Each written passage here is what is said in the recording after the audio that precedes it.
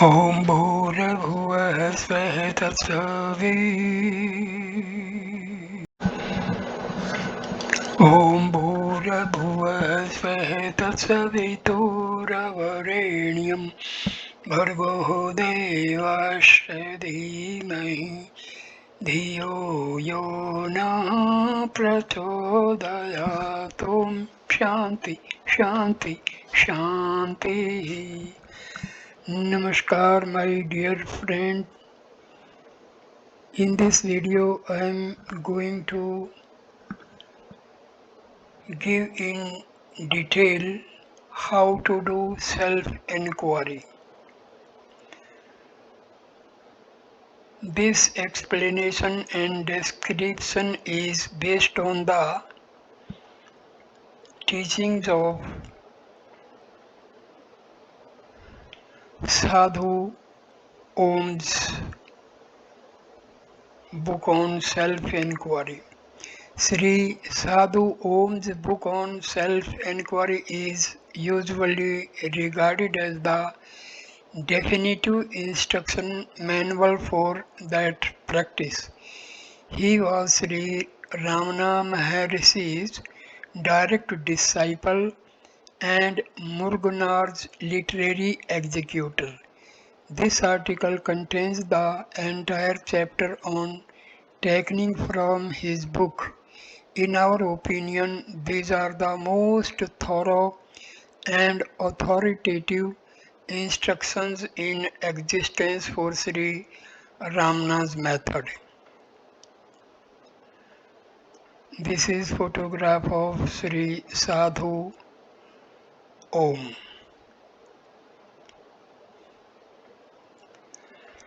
At the young age of 16, when he was not even aware of the fact, this is the sadhana of self-enquiry that directly bestows the experience of Brahma. It so happened one day that without any prior intention, Bhagwan Sri Ramana embarked upon this rare sadhana. On that day, as if he were about to die, a great fear of death possessed him all of a sudden. Because of it, an impulse to scrutinize death also arose in him spontaneously. He was not perturbed to see the fast approaching death, nor did he feel inclined to inform others about it. He decided to welcome it calmly and solve the problem all alone. He lay down, stretching his limbs like a corpse, and began to scrutinize death practically, face to face, since it is of prime importance for the readers to know the technique of self-enquiry performed by Sri Bhagwan, the Sadguru. Let us see it here in the very words in which he later narrated his experience.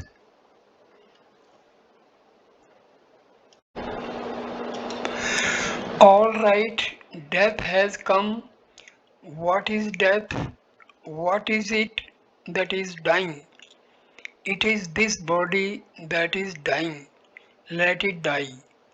Deciding thus, closing the lips tightly and remaining without breath or speech like a corpse, what came to my knowledge as I looked within was, this body is dead.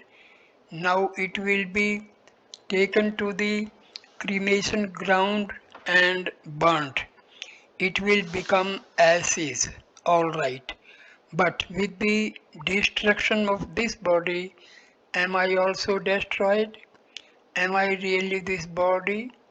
Although this body is lying as a speechless and breathless corpse, undoubtedly I am existing, untouched by this death.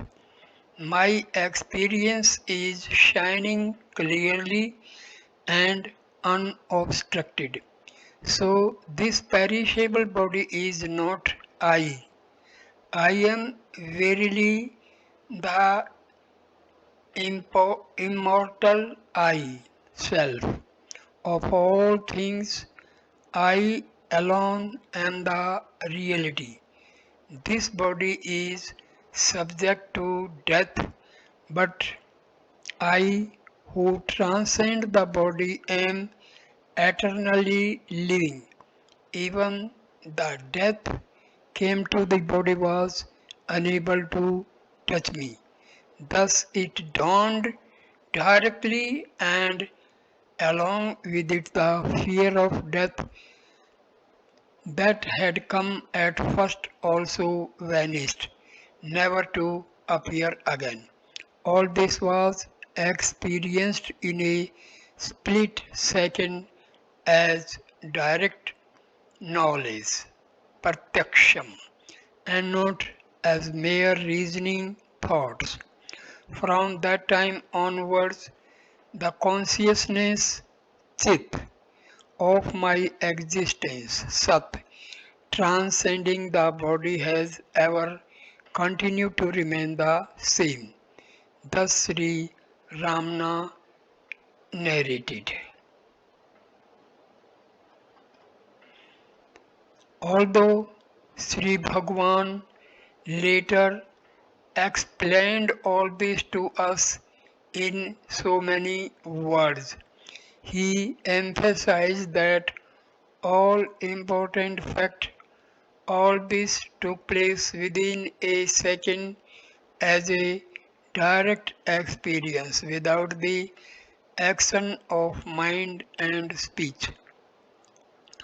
On account of this fear of death, the concentration of Sri Bhagwan was fixed and deeply immersed in self attention in order to find out what is my existence, what is it that dies. Thus, it is proved by what Sri Bhagwan himself did that, as we have been explaining all along, only such a firm fixing of our attention of self is self-enquiry, Atma Vichara. He has confirmed the same idea in the work Who Am I, where he says, always keeping the mind, the attention fixed in self, in the feeling I alone is called self-enquiry.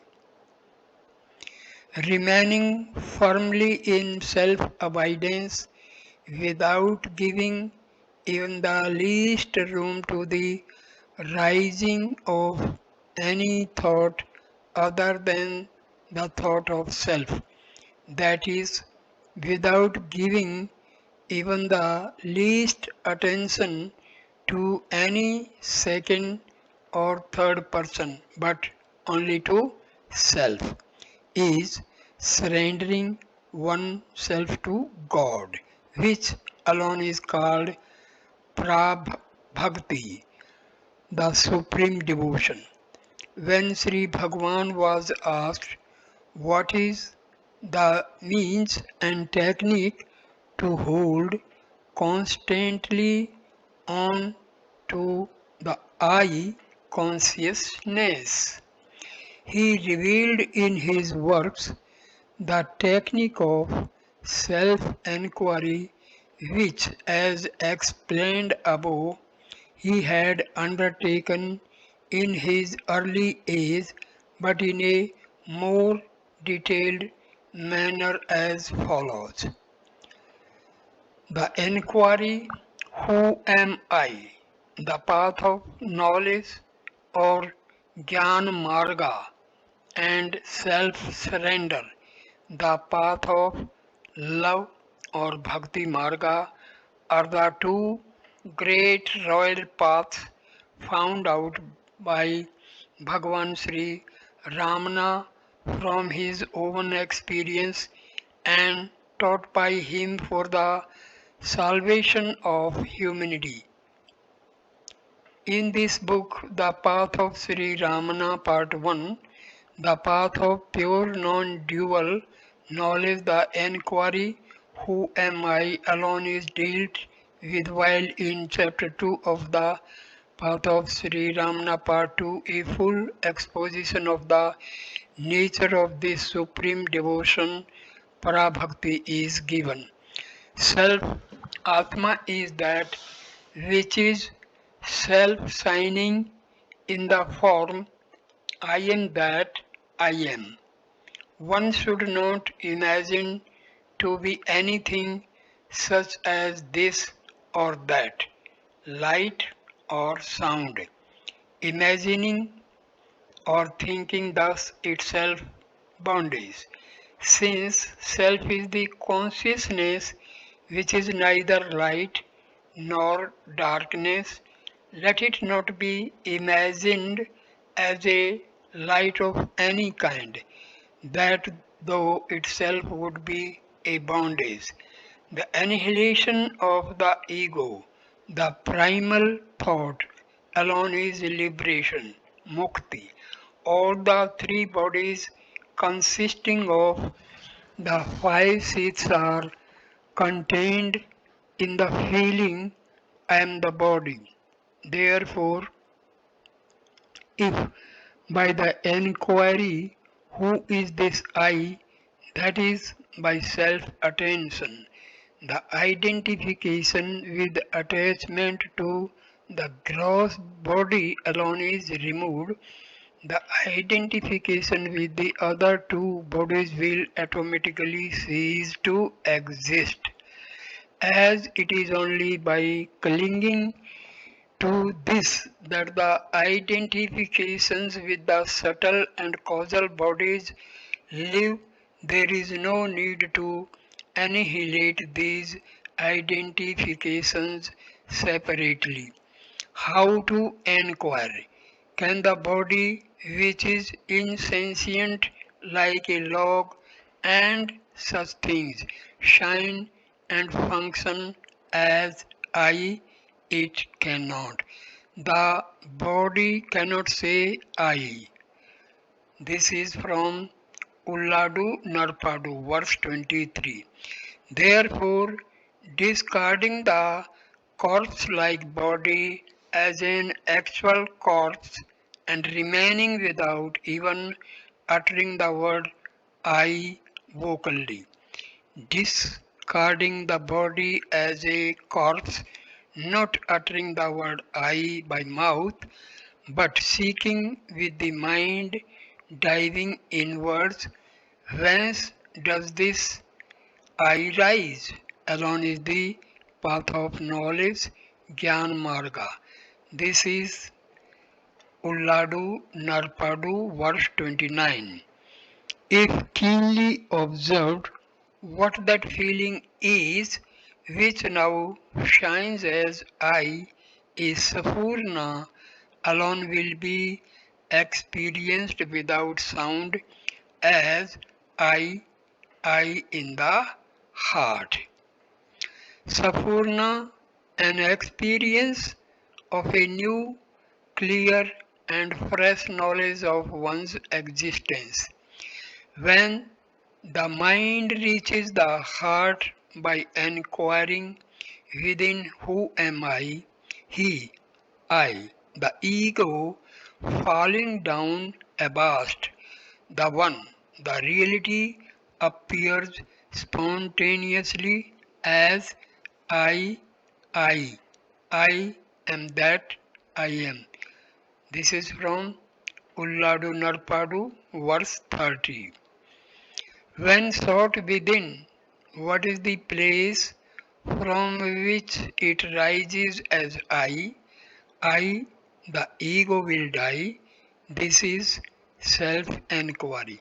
This is from Updesa Undiyar, verse 19. Where this I dies, there and then shines forth spontaneously the one as I. That alone is the whole Purnam. This is from Updesa Undiyar, verse 20. If without leaving it we just be the Sampurna, completely annihilating the feeling of individuality, the ego, I am the body, finally will come to an end just as the camphor flame dies out. This alone is proclaimed to be liberation by sages and scriptures. Although in the beginning, on account of the tendencies towards sense objects, Visaya Vasanas, which have been recurring down the ages, thoughts rise in countless numbers like the waves of the ocean. They will all perish as the aforesaid self-attention becomes more and more intense. Since even the doubt, is it possible to destroy all of them and to remain as self alone, is only a thought.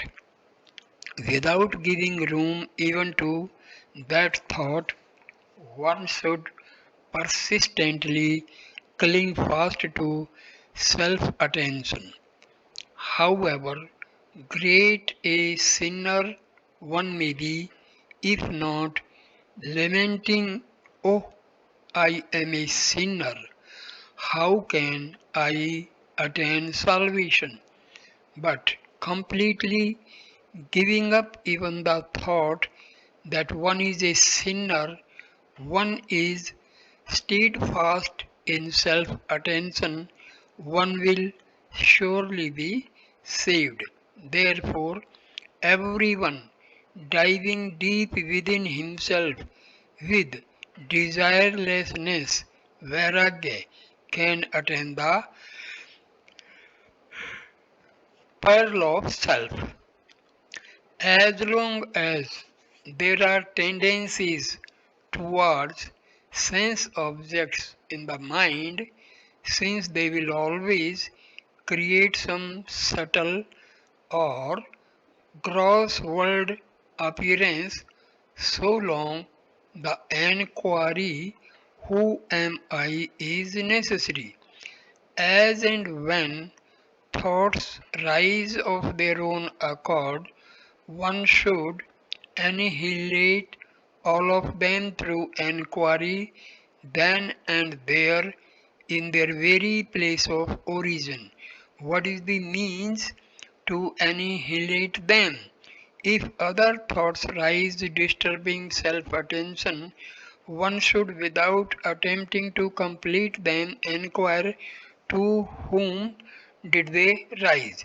It will then be known to me immediately if we observe who is this I that thinks, the mind, our power of attention, which was hitherto engaged in thinking of second and third persons, will turn back to its source, self.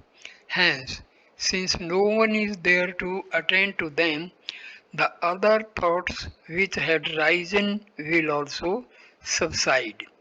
By repeatedly practicing thus, the power of the mind to abide in its source increases. When the mind thus abides in the heart, the first thought, I, I am the body, the rising I, which is the root of all other thoughts, itself having vanished, the ever existing self, the being I, alone will shine. The place or state where even the slightest trace of thought I am this, that, the body, Brahma, and so on does not exist. Alone is self. That alone is called silence monam. After coming to know that the final decision of all the scriptures, shastras, is that such destruction of the mind alone is liberation, mukti. To read scriptures unlimitedly is fruitless. In order to destroy the mind, it is necessary to inquire who one is. Then how, instead of inquiring thus within oneself, to inquire and know who one is in scriptures. For Rama to know himself to be Rama is a mirror necessary. That is to say, for one to know oneself through self-attention to be I am are scriptures necessary. Oneself is within the five seats, whereas the scriptures are outside them.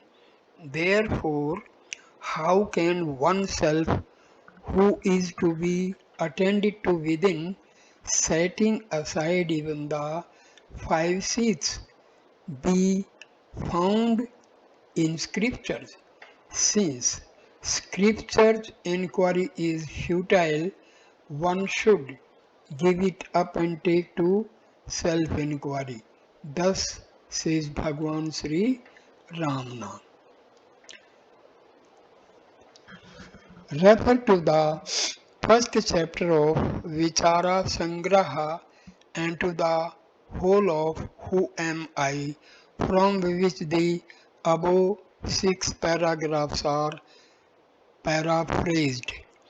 By means of an example, let us make more clear this technique, sadhana, of fixing the attention only on self, which has been described above in the words of Sri Bhagwan. But from the very outset, it must be conceded that since the nature of self is unique and beyond comparison, it cannot be explained fully and accurately by anyone through any example whatsoever. Though most of the examples which have been given in accordance with the intellectual development of the people and the different circumstances of their times may be appropriate to great extent. These insentient jada examples can never fully explain self. The sentient chit, the example of a cinema projector often pointed out by Sri Bhagwan, and the following example of a reflected ray of the sun from a mirror given solely with the view that they may remove many doubts of the readers and clearly their understanding. But one should not fall into the error of stretching the example too far, as did the blind man who concluded, "My child swallowed a crane when he was told milk is white." The story of the blind man.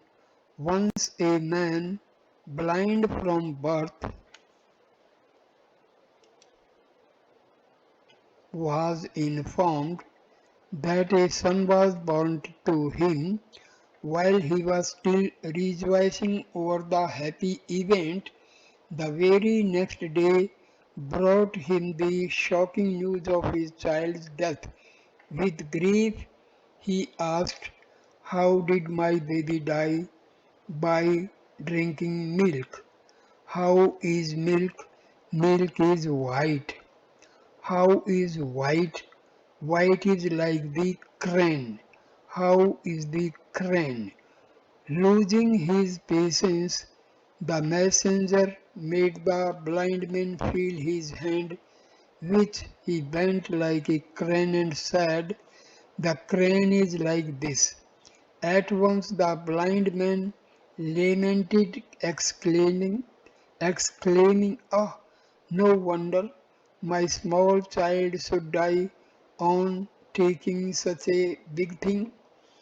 A broken piece of mirror is lying on the ground in the open space in full sunshine. The sunlight that falls on that piece of mirror is reflected, and the reflected light enters a nearby dark room and falls on its inner wall. The ray from the mirror to the inside wall of the dark room is a reflected ray of the sun. By means of this reflected ray, a man in the dark room is able to see the objects inside that room. The reflected light, when seen on the wall, is of the same form or shape as the piece of mirror, triangular, square, or round. But the direct sunlight, the original light, the source of the reflected ray in the open space, shines indivisible, single, all pervading, and unlimited by any specific form or shape. Self, our existence consciousness, is similar to the direct sunlight in the open space. The ego feeling or mind knowledge, the I am the body consciousness, is similar to the reflected ray stretching from the mirror to the inner wall of the room. Since self-consciousness is limitless, like the vast, all-pervading direct sunlight, it has no form, adjunct, rupa, upadhi. Since, just as the reflected ray takes on the limitations and size of the piece of mirror, the ego feeling experiences the size and form of a body as I. It has adjuncts. Just as the objects in the dark room are cognized by means of the reflected light, the body and world are cognized only by means of mind knowledge.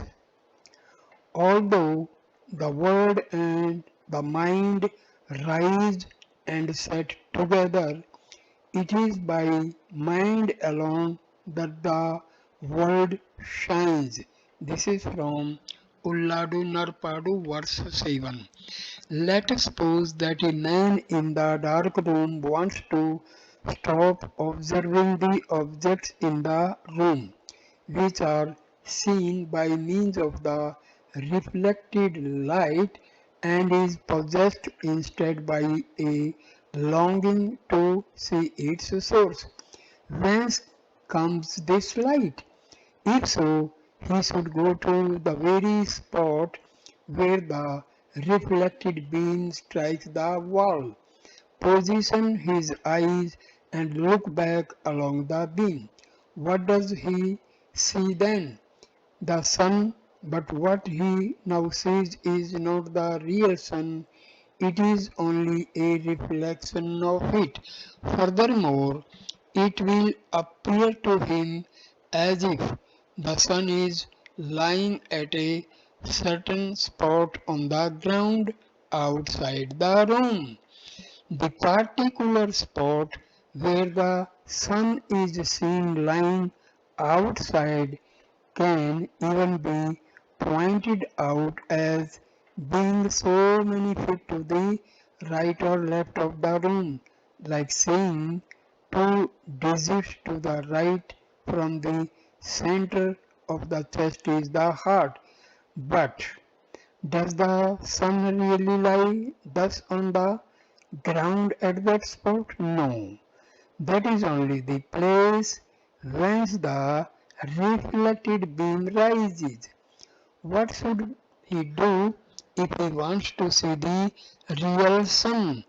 He must keep his eyes positioned along the straight line in which the reflected beam comes, and without moving them to either side of it, follow it towards the reflected sun, which is then visible to him.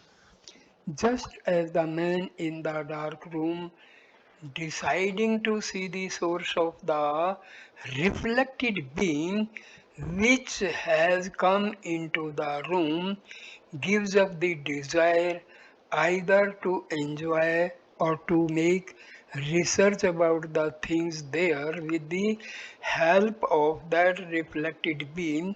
So, a man who wants to know the real light self must give up all efforts towards enjoying or knowing about the various worlds which shines only by means of the mind light functioning through the five senses, since he cannot know self either if he is deluded by cognizing and desiring external objects like a worldly man, or if he is engaged in investigating them like our modern scientist. This giving up of attention towards external sense objects is desirelessness, vairagya, or inward renunciation.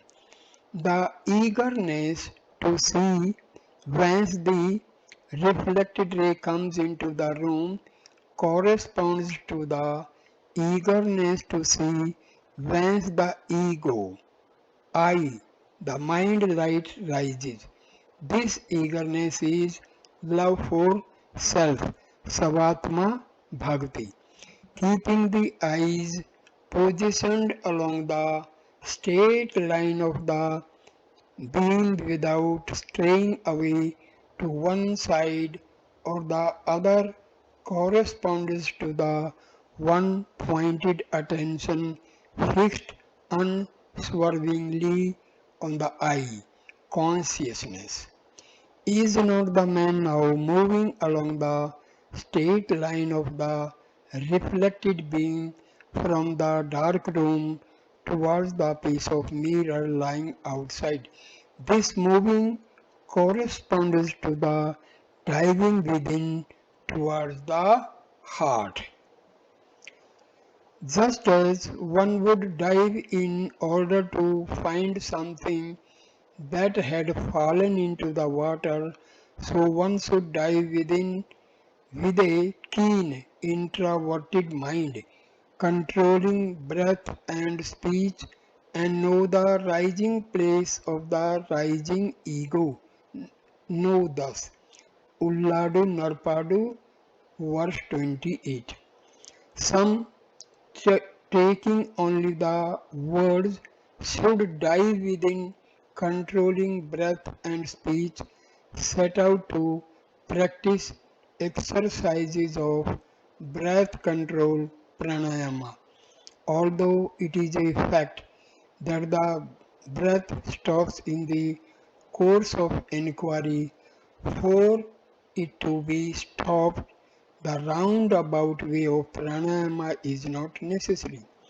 When the mind, with a tremendous longing to find the source which gives it light, turns inwards, the breath stops automatically.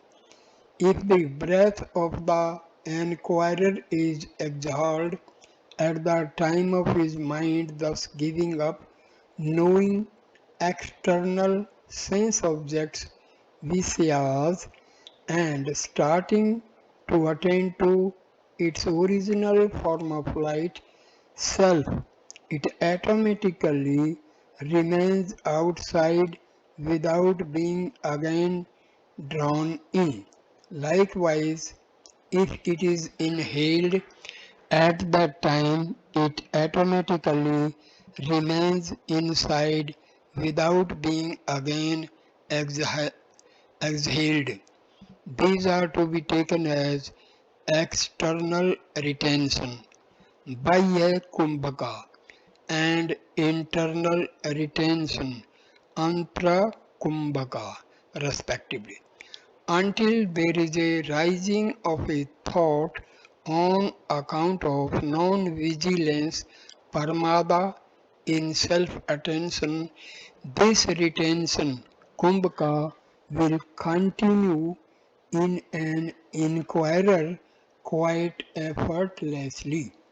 But a little scrutiny, will it not be clear to anyone that even in our everyday life, when some startling news is suddenly brought to us, or when we try to recollect a forgotten thing with full concentration, the breath stops automatically on account of the keenness of mind, the intensity of concentration that takes place then.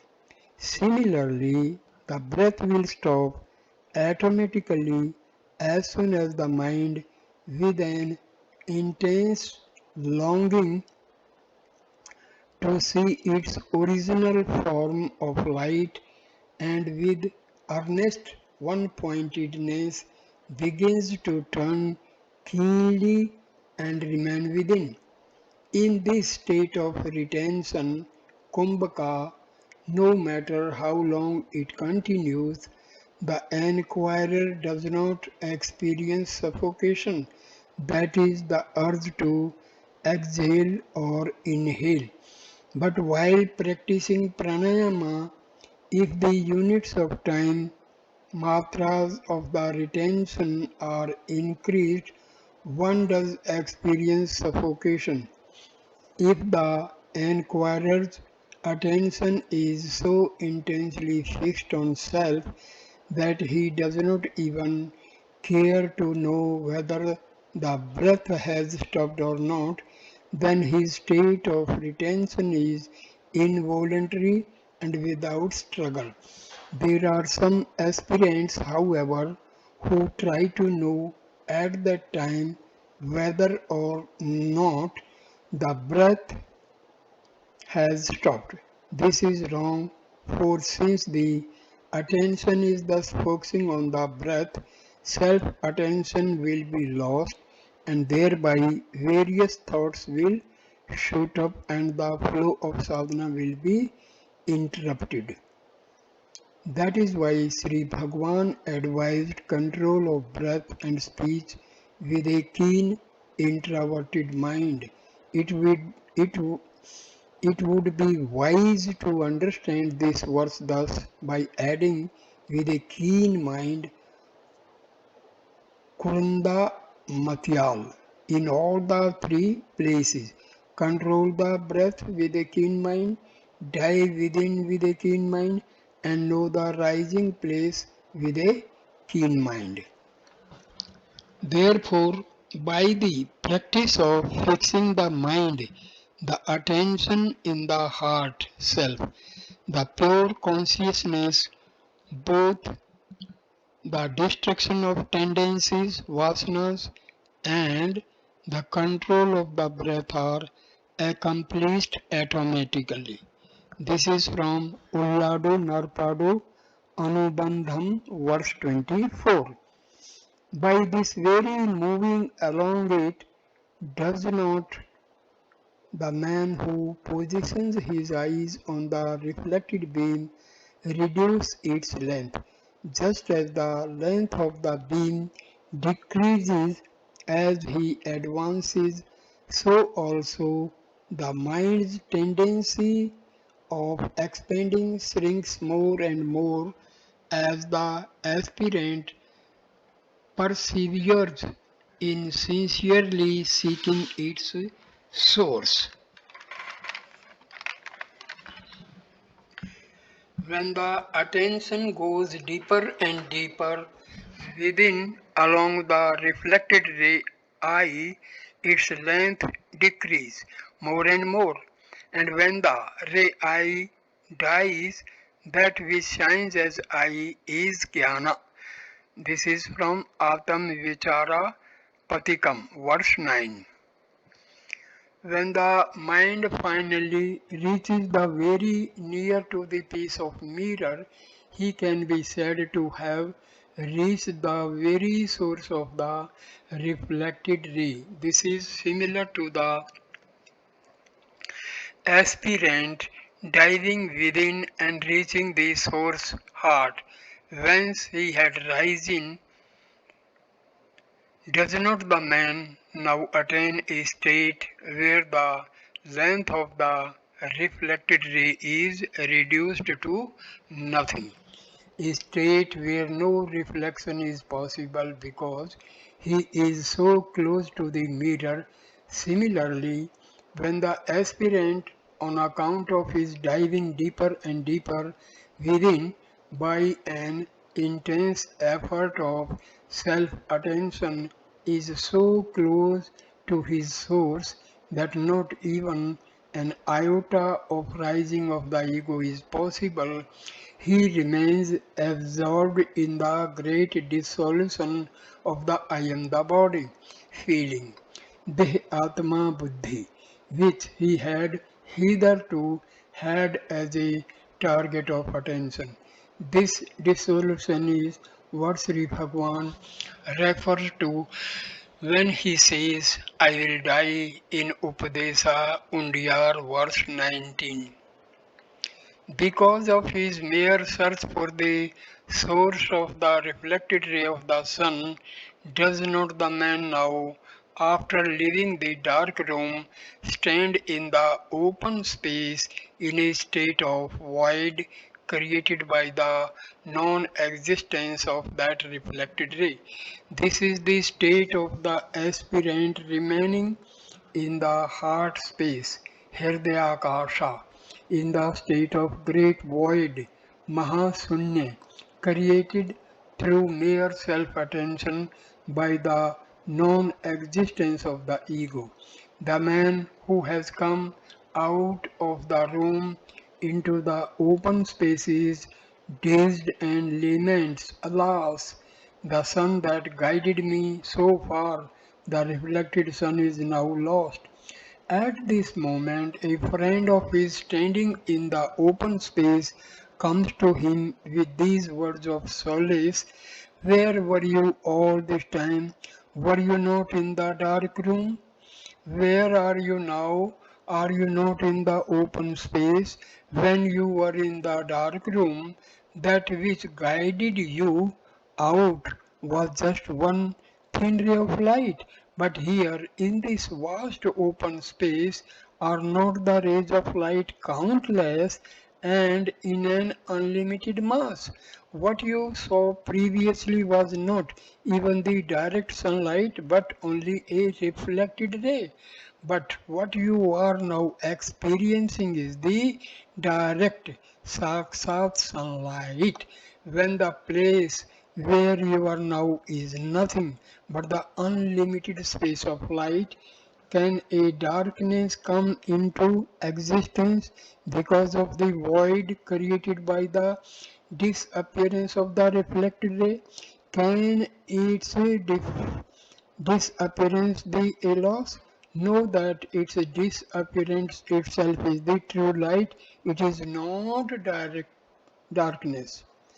Similarly, by the experience of the great void Mahasunya created by the annihilation of the ego, the aspirant is somewhat taken aback. Alas, even the I consciousness, the ego, which I was attending to in my sadhana till now as a beacon light is lost.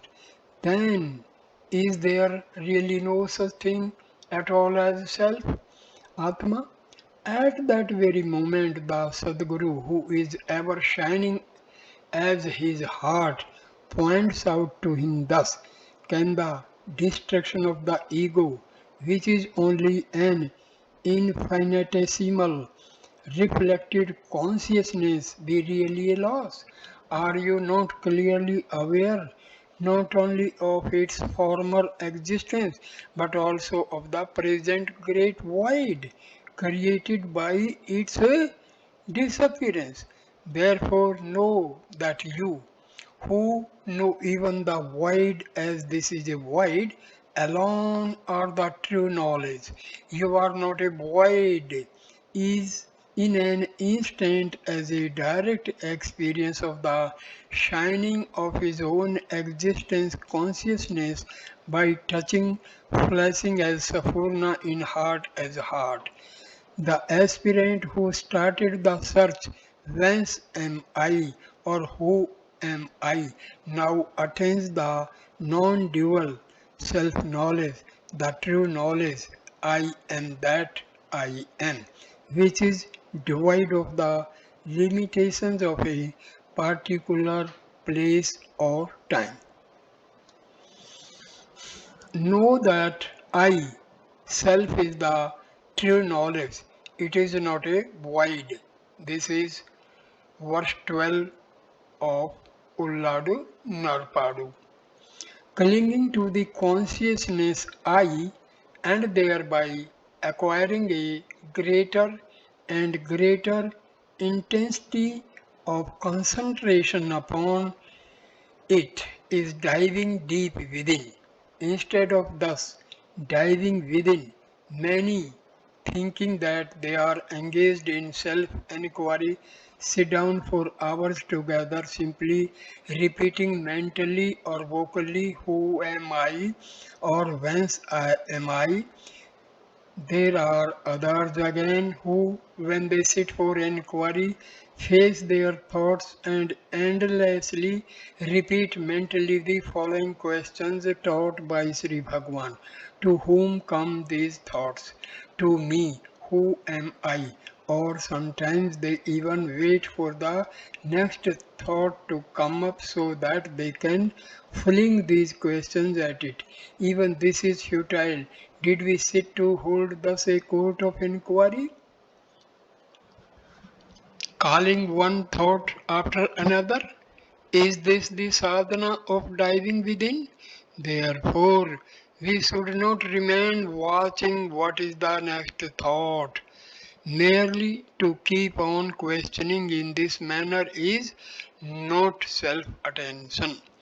Concerning those who thus merely float on the surface of the thought waves, keeping their mind on these questions instead of diving within by attending to the existence consciousness with a keen mind, thereby controlling mind, breath, and all the activities of the body and senses. Sri Bhagwan says, compare him who asks himself, who am I, and from which place am I, though he himself exists all the while as self, to a drunken man who prattles, who am I, and where am I? Ekatma Panchakam verse 2. And further he asks, how to attain that state wherein I does not rise, the state of egolessness, the great void or Mahasunya, unless instead of floating like this, we seek the place whence I rises, and unless we attain that egolessness, say how to abide in the state of self, where we are that Soham. This is verse number 27 of Ulladu Narpadu. Therefore, all that we are to practice is to be still. Summa Irupadu with the remembrance of the feeling I. It is only when there is a slackness of vigilance during self-attention that thoughts which are an indication of it will rise. In other words, if thoughts rise, it means that our self attention is lost. It is only as a contrivance to win back self attention from thought attention that Sri Bhagwan advised us to ask, to whom do these thoughts appear? Since the answer to me is only a dative form of I, it will easily remind us of the nominative form, the feeling I. However, if we question who thinks these thoughts, since the nominative form, the feeling I, is obtained as an answer, will not self attention, which has been lost unnoticed, be regained directly? This regaining of self attention is actually being self, that is, remaining or abiding as self.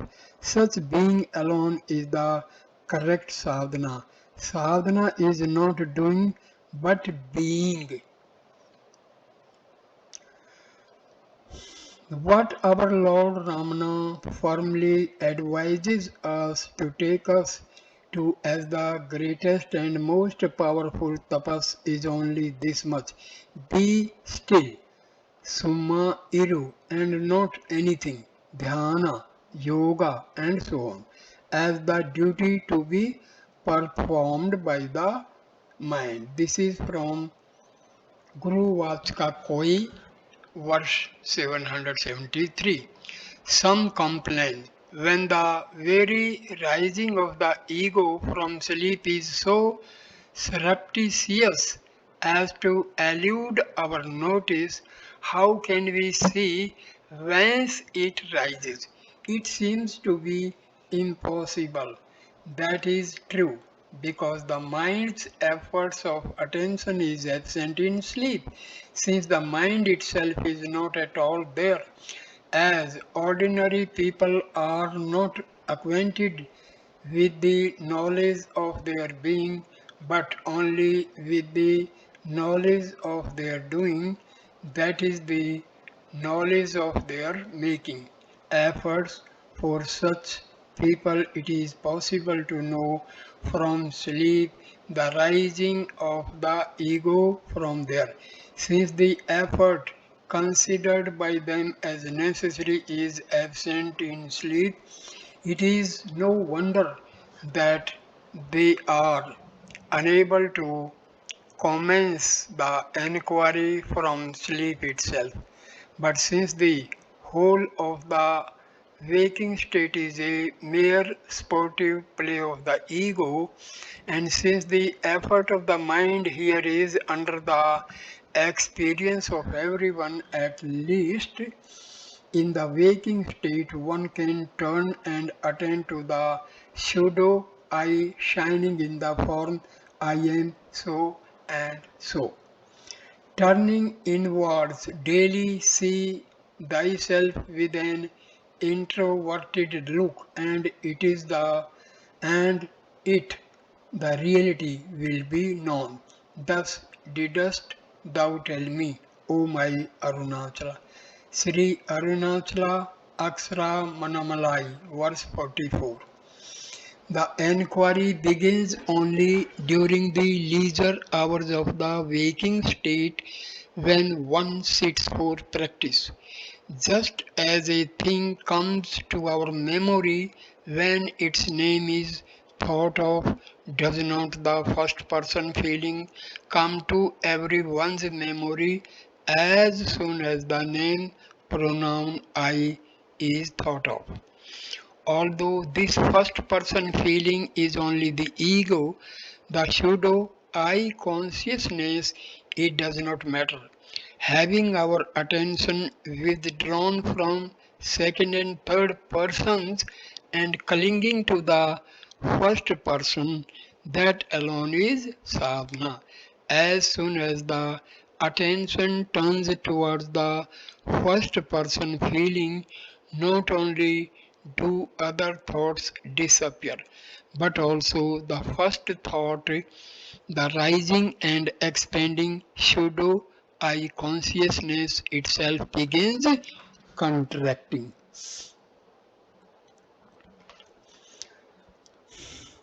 When the mind, the ego, which wanders outside, knowing only other objects, second and third persons, begins to attend to its own nature, all other objects will disappear, and by experiencing its true nature, self, the pseudo I will also die. This is verse number 193 from Guru Vachkaya Koi. If the fickle mind turns towards the first person, the ego will become non-existent, and that which really exists will then shine forth. Attending to the first person is equal to committing suicide. This is from Atma Vichara Patikam, verse 7. This is the great revelation made by Bhagwan Sri Ramana and bestowed by him as a priceless boon upon the world of spiritual aspirants in order to bring Vedanta easily under practical experience. Just as a rubber ball gains greater and greater momentum while bouncing down the staircase, the more the concentration in clinging to the first person consciousness is intensified, the faster is the contraction of the first thought, the ego, till finally it merges in its source. That which now merges thus is only the adjunct upadhi, the feeling so and so, which at the moment of waking came and mixed with the pure existence consciousness which was shining in sleep as I am, to constitute the form of the ego. I am so and so. I am this or I am that. That is what has come and mixed now slips away. All that an aspirant can experience in the beginning of his practice is only the slipping away, subsidence of the ego. Since the aspirant tracks down the ego from the waking state where it is in full play, in the beginning it is possible for him to cognize only its removal. But to cognize its rising, how it rises and holds on to I am from sleep will be more difficult for him at this stage. The simile of the rubber ball, let us suppose that a rubber ball is bouncing down from the top of a staircase, the steps of which are 1 foot high. After falling onto the second step, if it bounces to a half a foot, will it not now fall on to the third step from a height of 1.5 feet? It will then bounce to a height of 3/4 of a foot. Hence, the height from which it falls onto the next step will be 1.75 feet. Does it not thus gain greater and greater momentum? Likewise, the shrinking of the first thought I gains greater and greater momentum till finally it merges in its source. When the self attention is started from the waking consciousness, I am so and so, since it is only the adjunct, the feeling so and so, that slips away because it is merely non existent and unreal thing, the unreal dies and the reality alone survives. Satyameva Jayate. The aspirant even now, when so and so has dropped off, feels no loss to the consciousness I am, which he had experienced in the waking state. Now he attains a state which is similar to the sleep he has experienced every day and which is devoid of all and everything because the ego is verily all. Sarvam. Since the whole universe, which is nothing but thoughts, is an expansion of the ego. But a great difference is now experienced by him between the sleep that without his knowledge has been coming and overwhelming him all these days due to the complete exhaustion of mind and body, and this sleep which is now voluntarily brought on and experienced by him with the full consciousness of the waking state. How? Refer to Aladu Narpadu, verse 26. Because there is consciousness, this is not sleep, and because there is the absence of thoughts, it is not the waking state, it is therefore the existence, consciousness, Satya Chit, the unbroken nature of Shiva, Akhanda Shiva Savarupam. Without leaving it, abide in it with great love. Sadhana Saram. Sadhana Saram is a book in Tamil containing the answers given in verse form by the author of this book to clear the doubts of questions. Whenever the aspirant during the time of sadhana becomes extraverted from this voluntarily brought about sleep-like state, he feels absolutely certain I was not sleeping but was all the while fully conscious of myself. But though his real aspect, existence, consciousness is ever knowing without at least doubt its own existence in sleep as I am. Whenever he becomes extraverted from everyday sleep, since he, the mind, did not even once have the experience of continuing to know I am from the waking state, he can only say, I slept. I did not know myself at that time. The truth is this, since the state of the self-existence, divide of the adjunct so and so, is traced out and caught hold of it in the voluntarily brought about sleep with the full consciousness, prajna, continuing from the waking state. The knowledge that the pure existence consciousness, Satyachitra, knows itself as I am is clear in this sleep state. That is why the aspirant now says, I did not exist throughout, I did not sleep, but prior to his sadhana, since he was throughout the waking state identifying as I the mind, which is the form of the adjunct so and so. After waking up from the ordinary daily sleep where the mind did not exist, This mind, the man says, I did not exist in sleep, that is all. Those who experience many times this removal of the ego through practice, since they have an acquaintance with the experience of their pure existence, consciousness as I am, even after the removal of the ego, can minutely cognize even at the moment of just waking up from sleep how the adjunct so and so comes and mixes.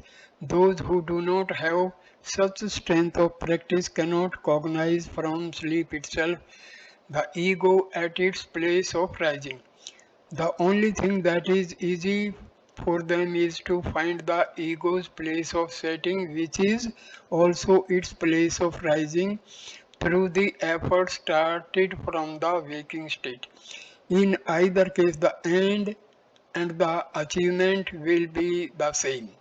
When the attention is focused deeper and deeper within towards the feeling I am, and when the ego thereby shrinks more and more into nothingness, our power of attention becomes subtler than the subtlest atom and thereby grows sharper and brighter. Hence, the strength of abidance, Nishtha Bala, will now be achieved to remain balanced between two states, that is, in a state after the end of sleep and before waking up.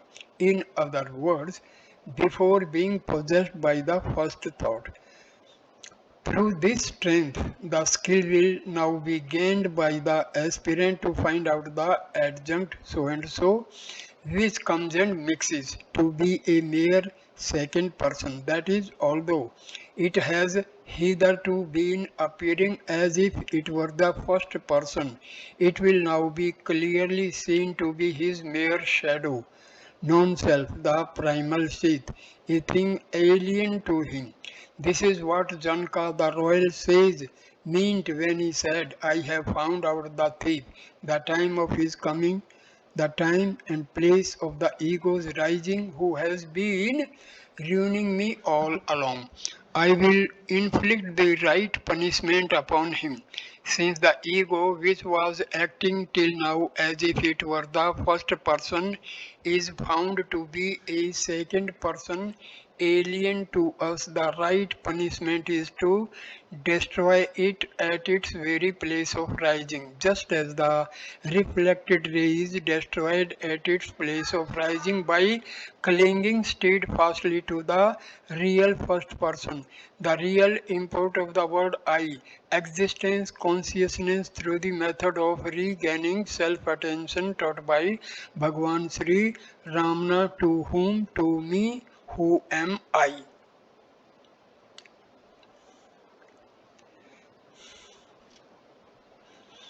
As you practice more and more abiding in this existence consciousness, that is, remaining in the state between sleep and waking, the ordinary sleep which had previously been taking possession of you will melt away, and the waking which was full of sense knowledges, Visayas will not creep in again. Therefore, repeatedly and untiringly abide in it. This is from Sadhanae Saram.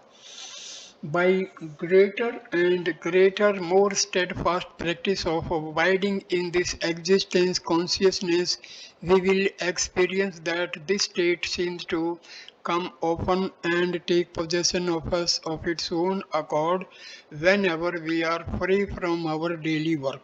But since this practice of existence consciousness is in fact nothing but we, it is wrong to think that such a state comes and takes possession of us. While at work, we attend to other things. After that work is over, and before we attend to some other second or third person, we naturally abide in our real state. Existence consciousness. Though this happens to one and all every day, it is only to those who have the experience of self consciousness through the aforesaid practice that the state of self-abidance will be clearly discerned after living one second person through thought and before catching another one, that is between two thoughts. Why has it been said in the above two verses of Sadhana Saram that one ought to make effort repeatedly to be in that state, our existence consciousness, and ought to abide in it with more and more love? Because until all the tendencies, vasanas which drive one out of it are completely exhausted, this state will seem to come and go, hence the need for continued effort and love to abide in self. Even though this practice, our state of existence, consciousness is experienced always as inescapable, natural, then there will be no harm even if waking, dream, and sleep pass across.